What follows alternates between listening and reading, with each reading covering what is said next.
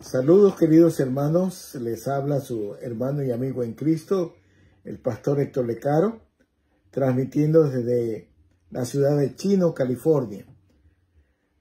Una vez más, un verdadero gozo, una verdadera bendición estar en contacto con ustedes y sobre todas las cosas al abrigo de la eterna y bendita palabra de Dios.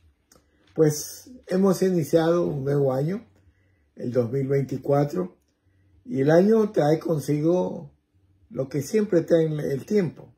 Cuando nosotros peregrinamos a través de esta tierra hacia la patria celestial, nos vamos a encontrar con obstáculos, con barreras, con pruebas, pero siempre vamos en el camino de la puerta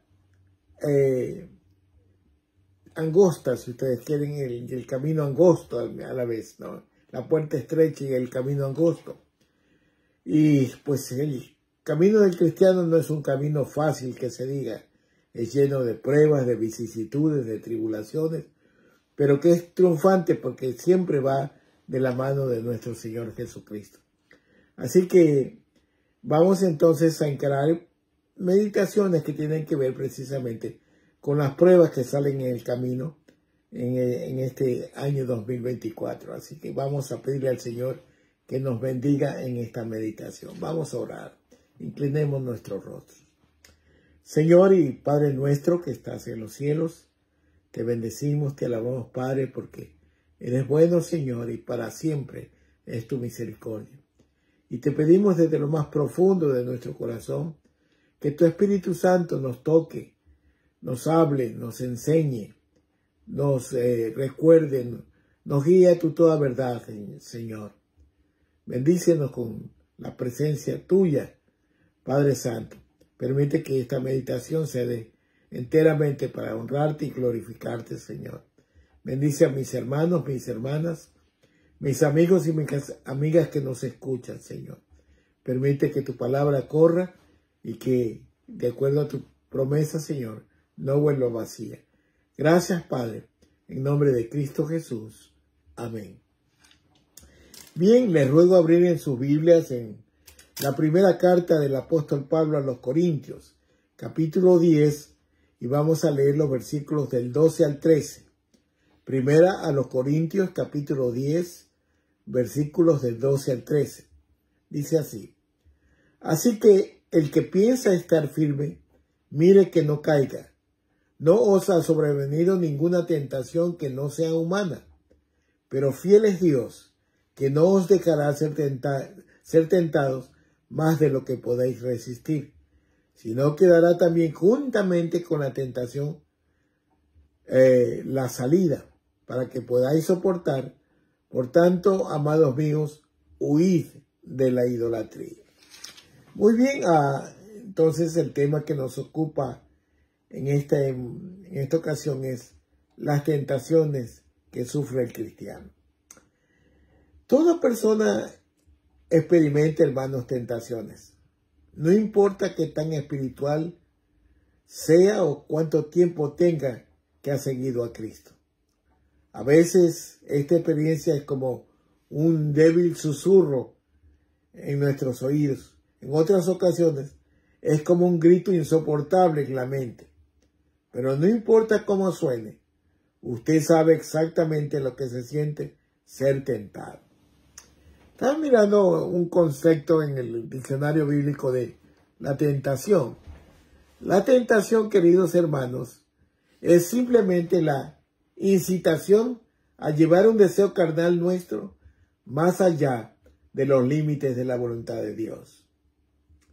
El problema viene, hermanos, cuando nosotros, que todavía tenemos esta naturaleza carnal, somos humanos, nos dejamos llevar por el impulso más allá de los límites sanos que Dios ha fijado para nuestras vidas. Por ejemplo, hermanos, Dios creó el sexo para que el hombre disfrute de la relación matrimonial. Pero cuando este deseo divinamente aprobado es corrompido por la intimidad física fuera del matrimonio, entonces Cuando se desobedece a lo que el Creador diseñó, se convierte en una fuente de culpa y de vergüenza. Eso no fue lo que Dios diseñó. Mire las principales estrategias y se va a dar cuenta que el enemigo trata de distorsionar los impulsos dados por Dios. La labor de Satanás es precisamente disfrazar lo malo de lo bueno, pero en realidad es alejarse de la voluntad de Dios. El adulterio, entonces, hermanos, es la infidelidad conyugal del esposo o la esposa. Es la actividad sensual voluntaria entre una persona casada y alguien que no es su cónyuge. Es una adulteración del matrimonio por la inclusión de una tercera persona. La Biblia, la palabra de Dios, nos habla sobre el matrimonio original y empieza precisamente sobre el matrimonio de Adán y Eva. Un hombre y una mujer, marido y mujer, unidos por Dios. Miremos en el libro de Génesis, capítulo 2, verso 24. Dice así la palabra del Señor. Por tanto, dejará el hombre a su padre y a su madre, y se unirá a su mujer, y serán una sola carne. Siempre la intención de Dios fue que el matrimonio sea sólido, unido, compacto, ¿verdad? En el Evangelio según San Marcos, capítulo 10, versos del 7 al 9, encontramos lo siguiente. Por esto dejará el hombre a su padre y a su madre, y se unirá a su mujer, y los dos serán una sola carne. Así que no son ya más dos, sino uno. Por tanto, lo que Dios juntó, no lo separe el hombre, ¿verdad? Y algún pastor decía, ni tampoco la mujer. Entonces, hermanos, es un mandato de Dios el matrimonio permanente, indisoluble. En Éxodo capítulo 20 encontramos en el versículo 14, Éxodo 20, 14, el mandamiento de Dios que dice, no cometerás adulterio.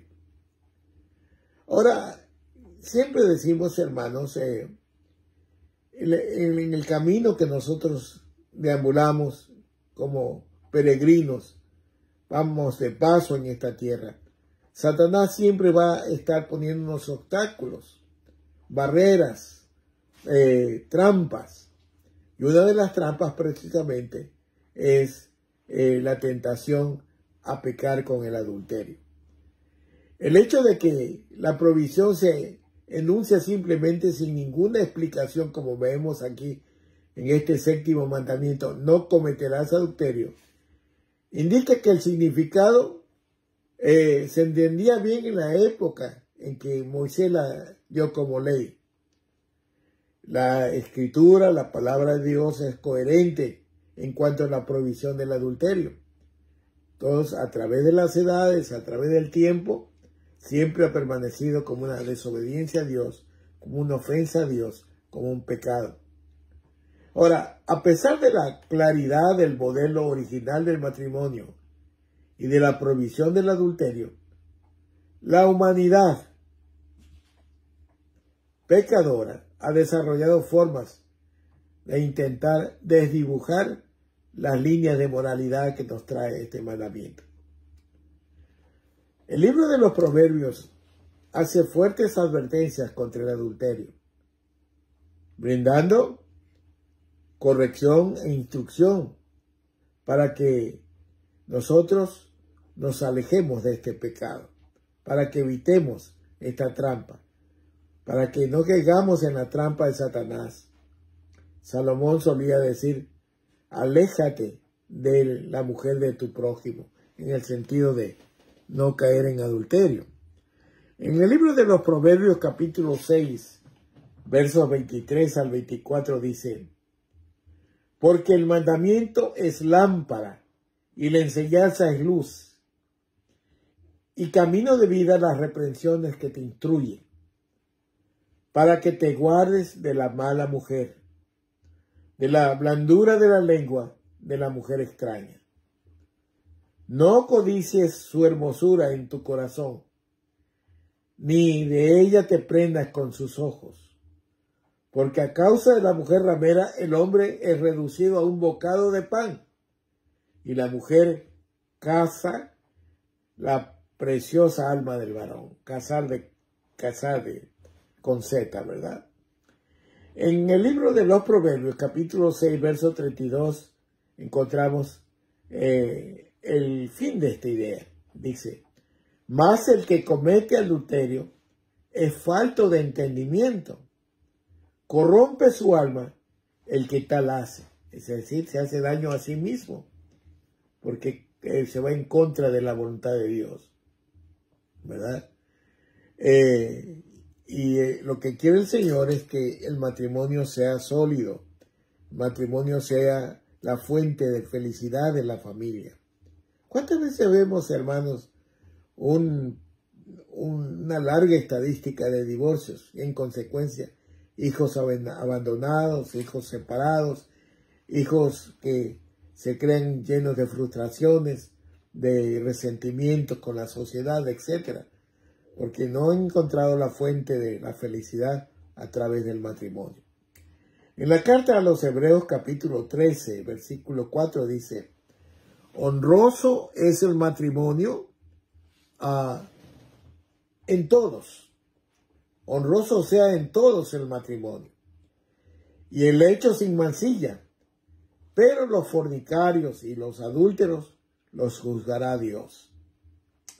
Una persona, hermanos, que vive en adulterio abiertamente sin arrepentirse, da pruebas en su vida que no ha llegado ni quiere conocer verdaderamente a Cristo, porque se deleita en el pecado, se deleita en la desobediencia al Señor, ¿verdad? Entonces, pero debemos recalcar, hermanos, que no obstante, hermanos, el adulterio no es un pecado imperdonable. La persona puede arrepentirse. Cualquier cristiano que comete un pecado puede ser perdonado cuando este cristiano se arrepiente. Y cualquier pecado que comete un incrédulo, Dios lo puede perdonar cuando sea persona que viene a Cristo por la fe. Dice 1 Corintios capítulo 6, del 9 al 11, ¿no sabéis que los injustos no heredarán el reino de Dios? No erréis, ni los fornicarios, ni los idólatras, ni los adúlteros, ni los afeminados, ni los que se echan con varones, ni los ladrones, ni los avaros, ni los borrachos, ni los maldicientes, ni los estafadores heredarán el reino de Dios. Y esto erais, dice el apóstol Pablo a la carta a la iglesia en Corinto, y esto eras algunos, mas ya habéis sido lavados, ya habéis sido santificados, ya habéis sido justificados en el nombre del Señor Jesús y por el Espíritu de nuestro Dios. ¿Qué sacamos de aquí, hermanos? Una realidad, que Dios está dispuesto a perdonar el pecado de todos nosotros. Dios está dispuesto a justificarnos a través del sacrificio de Cristo en la cruz del Calvario. De tal manera que, mire, aquí vemos un ejemplo real. Los hermanos en Corinto habían caído en una serie de pecados. Mire, habían sido fornicarios, idólatras, adúlteros, afeminados, homosexuales, ladrones, llenos de avaricia, borrachos, mal hablados, maldicientes, estafadores. Y estaban sentenciados a no entrar en el reino de Dios. Pero por la gracia del Señor habían sido perdonados. Habían alcanzado la gracia y misericordia del perdón de Dios. De tal manera que aquí está el principio, que todo aquel que se arrepiente y cree en el Señor Jesucristo como su único y suficiente Salvador, alcance al perdón. Dice la primera carta del apóstol Juan, si confesamos nuestros pecados, Él es fiel y justo y nos limpia de toda maldad. De tal manera que ahí se encuentra la misericordia del Señor. Por eso Cristo no vino a juzgar a nadie, sino a buscar lo que se había perdido y a darnos vida y vida en abundancia. Entonces, este principio que nosotros tenemos aquí, hermanos, es una bendición para nosotros. Vamos a tener obstáculos, vamos a tener tribulaciones, vamos a tener pruebas, pero sobre todas las cosas, el Señor nos da la salida a base de su perdón si nos arrepentimos y venimos a Él confesando nuestros pecados y entregando nuestras vidas al Señor Jesucristo. Ahora, miremos cómo vencer nosotros las tentaciones. Dice la primera carta a los Corintios capítulo 10, versículo 13. No os ha sobrevenido ninguna tentación que no sea humana, pero fiel es Dios, que no os dejará ser tentados más de lo que podéis resistir, sino que dará también juntamente con la tentación la salida para que podáis soportar. Mire, aquí encontramos dos maravillosas misericordia de Dios, dos promesas. La primera, que Él no nos va a dejar tentar más de lo que podemos resistir. De tal manera que no podemos decir esta tentación es irresistible. ¿Por qué no? Porque siempre Dios nos da el poder de poder salir de la tentación, ¿no? Y la segunda promesa es que en la tentación Él siempre nos da la salida, nos da el sendero por donde caminar, ¿verdad? Entonces es una bendición saber que aunque Satanás nos ataca con la tentación, ¿no? Dios nos ofrece fortaleza para poder resistir la tentación. Y no solamente que nos da la fortaleza, sino que nos da el camino a seguir, la salida, la solución, ¿verdad? Entonces, mire, una de las cosas que nosotros debemos hacer es, en primer lugar, necesitamos desconfiar de nosotros mismos. No poner nuestra confianza en nosotros, sino en Dios. No te fíes en tu propia prudencia, dice la palabra. Confía en Él y Él hará. Por eso necesitamos confiar en la fidelidad de Dios. Dios es fiel. Su misericordia es para siempre. Dios no falla. Ahí está, siempre extendiéndonos la mano para poder levantarnos. Él quiere perdonarnos. Él quiere que seamos salvos. Él quiere que toda gente proceda en todo lugar al arrepentimiento.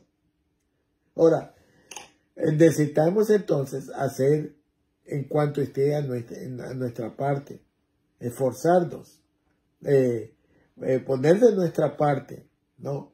No dejar que Satanás nos vapulee con las tentaciones o con cualquier otra clase de trampas que él tiene, ¿no? Acuérdese que él es como, yo recuerdo la primera vez que yo vine a Estados Unidos, me llevaron a conocer Las Vegas. Y qué bonito Las Vegas cuando uno se va acercando, especialmente en la noche. Ve unas luminarias lindísimas, ¿no? Una ciudad llena de luz, de cosas bonitas, agradables a los ojos. Pero en el fondo, uno puede caer en el vicio del juego, uno puede caer en la tentación de las prostituciones que se dan allá. Entonces, mire, así trabaja Satanás. Es fascinador, atrae, probablemente agradando los ojos, como lo hizo con Eva, que vio que el fruto era bueno para comer y cayó en las insinuaciones de Satanás. Entonces, las trampas de Satanás, hermanos y hermanas, amigos y amigas, son muchas y variadas. Y generalmente comienzan con el pensamiento o una situación tentadora. Una forma de resistir al diablo es huir al primer indicio de la tentación. Mire, a veces los cristianos se nos ve como personas frágiles, A veces se nos tilda hasta de cobardes. Pero no, hermanos. Cobarde es aquel que cae en los lazos, en las trampas de Satanás. Pero valiente es el que huye de las tentaciones, ¿no? A veces la ecuación es diferente que el mundo. El mundo hay que afrontar el peligro para ser valiente. Aquí el Señor recomienda que huyamos del peligro, huir de la tentación. Y cuando huimos de la tentación, estamos huyendo de algo que nos martiriza y nos machaca en nuestro corazón, que es la idolatría. Idolatría es todo lo que ocupa el lugar de Dios en nuestro corazón. Primera carta a los Corintios, capítulo 10, verso 14 dice: por tanto, amados míos, huid de la idolatría. A veces nosotros ubicamos la idolatría como aquellas personas que rinden pleitesía, veneran o adoran a imágenes hechas por el hombre. Eso es, Dios lo rechaza, es abominación para Jehová esa clase de idolatría. Pero hay una idolatría disfrazada. A veces nosotros tenemos el corazón que debe pertenecer a Dios, lleno de cosas que nos atraen en este mundo. Y pensamos que son pasajeras, que las podemos hacer. Por eso el Señor nos dice, huir de la tentación. Y huir de la tentación significa que la reconocemos como un enemigo. Y no vamos por él a continuar con la tentación, ¿no? Porque sin lugar a duda nos puede comprometer en contra de la voluntad de Dios. Primera carta a los Corintios 6:18 dice: huid de la fornicación. Cualquier otro pecado que el hombre cometa está fuera del cuerpo, mas el que fornica con su propio cuerpo peca. Es triste, hermanos, pero a veces no meditamos, no pensamos que el pecado lo que nos trae es desgracia. Es como la droga, por ejemplo. Hay gente que paga, que roba, asesina por droga. Y no se da cuenta que a la medida que la consume, se va consumiendo él mismo. Se va acabando en sí mismo. Es una pena, por ejemplo, aquí en Estados Unidos, en las ciudades, en las metrópolis grandes, hay muchas carpas a veces en las calles centrales, hermanos. Carpas donde habita gente, que le llaman aquí los homeless, los sin casa, podríamos decir. Y usted encuentra jóvenes, hombres, mujeres, prácticamente terminados en su vida. Andan sucios, duermen en el suelo. Y no es que no tienen recursos. Aquí en Estados Unidos, todo ciudadano tiene recursos de ayuda de parte del gobierno. Sin embargo, ellos, por el pecado de la drogadicción, se van aniquilando su vida, su cuerpo. Y eso es lo que quiere Satanás.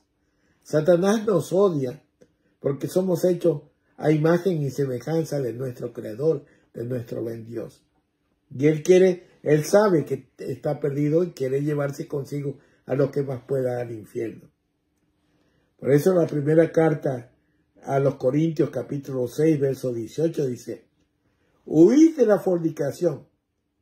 Cualquier otro pecado que el hombre cometa está fuera del cuerpo, mas el que fornica contra su propio cuerpo peca. Nos hacemos daño. Entonces, Dios nos da siempre la salida. Nosotros, naturalmente, por condición humana, huimos del peligro. Por ejemplo, cuando el edificio en que estamos se incendia, huimos al lugar más seguro. El día de ayer aquí en California hubo un temblor de 4.6. No era muy fuerte, pero en algunos lugares se sintió. Yo lo sentí. Estaba preparando precisamente el mensaje y dos sacudones fuertes. Y lo primero que pensé, ¿a dónde tengo que irme? ¿A dónde me voy a refugiar? Y es natural en el hombre huir del peligro. Por ejemplo, un huracán, un tsunami, cuando está a punto de tocar la tierra, pues todo el mundo huye lejos de la costa. Busca los lugares altos. Pero desafortunadamente, cuando muchas personas ven venir la tentación, no huyen, no evitan este pecado de tragedia que trae. En lugar de huir de la tentación, se sumerge en ella.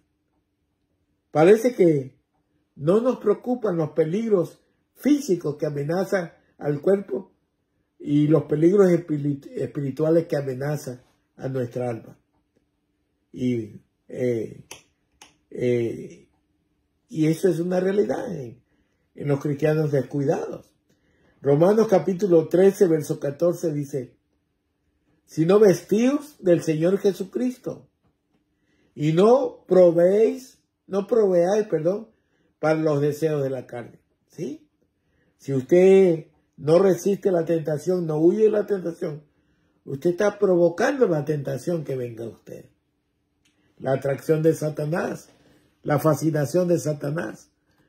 Hay una, no recuerdo qué serpiente, no sé si es la boa o la cobra, no sé.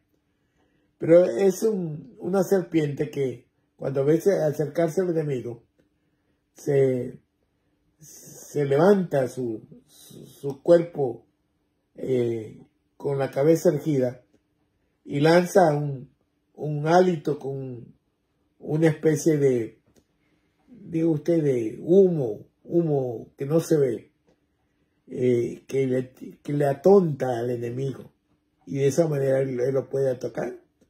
Bueno, a veces así es la tentación. Una mirada que nos puede dar una persona del sexo opuesto puede ser una trampa o quizás una ingenuidad, que parezca una ingenuidad. Son trampas de Satanás. Entonces, Santiago capítulo 4, verso 7 dice, someteos pues a Dios, resistid al diablo y huirá de vosotros. Mire, Satanás cuando estamos sin Dios, pues nos gana la batalla fácil. Nosotros somos más débiles que Satanás. Pero si tenemos a Dios de nuestro lado, si Dios es con nosotros, ¿quién contra nosotros? Y el apóstol Santiago dice, miren, sométete a Dios, resiste la tentación, resiste al diablo y huirá de vosotros. Es decir, ahí el Señor le está dando la salida. ¿Cuál es la salida? El poder de Él que nos protege. Cuando huimos podemos decir, todo lo puedo en Cristo que me fortalece. La primera carta del apóstol Pedro, capítulo 5, 9, nos recomienda lo siguiente. Dice, sed sobrios y velad, porque vuestro adversario el diablo, como león rugiente, anda alrededor buscando a quien devorar, al cual resistís firmes en la fe, sabiendo que los mismos padecimientos se van cumpliendo en vuestros hermanos en todo el mundo. Hermanos, Satanás está alrededor de esta tierra tratando de perder a la gente. Aquí el Señor usa un ejemplo que es espeluznante. Satanás es como un león rugiente. Yo no sé si alguna vez usted vio un león rugir cerca suyo. Yo he tenido algunas oportunidades cuando he ido a los circos. Esos rugidos que trascienden en toda la carpa del circo. Y qué feo sería estar frente a frente a un león sin ningún arma, ¿no? Y la palabra pone este ejemplo, que el diablo es como un león rugiente que está tratando de devorarnos. Un zarpazo de un león nadie lo aguanta y por lo mismo los colmillos lo devoran a uno. Pero dice, sed sobrios y velad, o sea, vigilar, porque vuestro adversario el diablo está como león rugiente, alrededor buscando a quien devorar. Anda alrededor, nos anda rodeando, buscando a ver a quién le gana la batalla, a quién lo aparta de Cristo, a quién lo devora para llevárselo al infierno. Y dice el apóstol Pedro, al cual resistid firmes en la fe. Hermanos, la fe que el Señor nos ha dado no es para que la tengamos en la memoria y la repitamos como para impresionar a otros que sabemos mucho, no. La fe es la que nos ayuda a ganar la batalla, precisamente contra nuestro enemigo Satanás. El apóstol Pablo, cuando ya estaba en las postreverías de retirarse prácticamente, dijo: he peleado la buena batalla de la fe. Es que la fe nos ayuda a estar firmes. Por eso la palabra nos dice: sin fe es imposible agradar a Dios, porque la fe nos hace sentir el conocimiento de que Dios está a nuestro lado. Y con esa fe tenemos que resistir al diablo. Y debemos estar conscientes que el diablo ataca a todo mundo. No es que ataca a unos cuantos. Como decíamos al principio, las tentaciones vienen para el cristiano joven, si usted quiere, o el cristiano viejo en cuanto al tiempo del cristianismo. Usted puede ser un cristiano de 1 año y ahí está la tentación. Puede ser un cristiano de 40 años y ahí está la tentación. Pero para curarnos de esta enfermedad, hermanos, de este pecado, hermanos, lo primero que debemos admitir nuestras faltas entre nosotros. La confesión del uno al otro, hermanos, nos sana, nos cura. Sincerarse con su pareja, con su esposo, con su esposa, y decirle lo que le está pasando para que en oración puedan resistir. Dice Santiago 5:16, confesaos vuestras ofensas unos a otros y orad unos por otros para que seáis sanados. Y ahí luego viene: la oración eficaz del justo puede mucho. A veces nos gusta repetir esta última parte. La oración eficaz del justo puede mucho y la repetimos. Pero miremos el contexto. Es confesarnos los unos a los otros nuestras ofensas. Nosotros ofendemos a nuestra esposa cuando caemos en tentación. Nuestra esposa nos ofende a nosotros cuando cae ella en tentación. Y por lo tanto, debe haber esa sinceridad para fortalecerse el uno al otro y orar el uno por el otro para que seáis sanados. Hermanos, en el estudio de la Biblia hay una materia que se llama hermenéutica. Es cómo interpretar la Biblia. Y una manera de interpretar la Biblia es viendo el lado negativo de la oración o de la frase. Dice: confesad vuestras ofensas unos a otros y orad unos por otros para que seáis sanados. En la interpretación podemos decir, parafraseando, si no confesamos nuestras ofensas y si no oramos unos por otros, no vamos a ser sanados. La tentación va a estar ahí vigente, va a estar latente, va a estar amenazante, va a estar prácticamente como un enemigo tratando de aniquilarnos. Por eso, la oración eficaz del justo puede mucho cuando se confiesan los pecados, en este caso las parejas. La mejor solución es encontrar la armonía en el hogar. Y la armonía se la hace diciendo la verdad. A veces, hermanos, pensamos que hay cosas que solo nosotros debemos tenerlas por dentro, pero pecamos contra el Señor porque el Señor quiere que confesemos nuestras ofensas unos a otros y oremos unos por otros para que seamos sanados.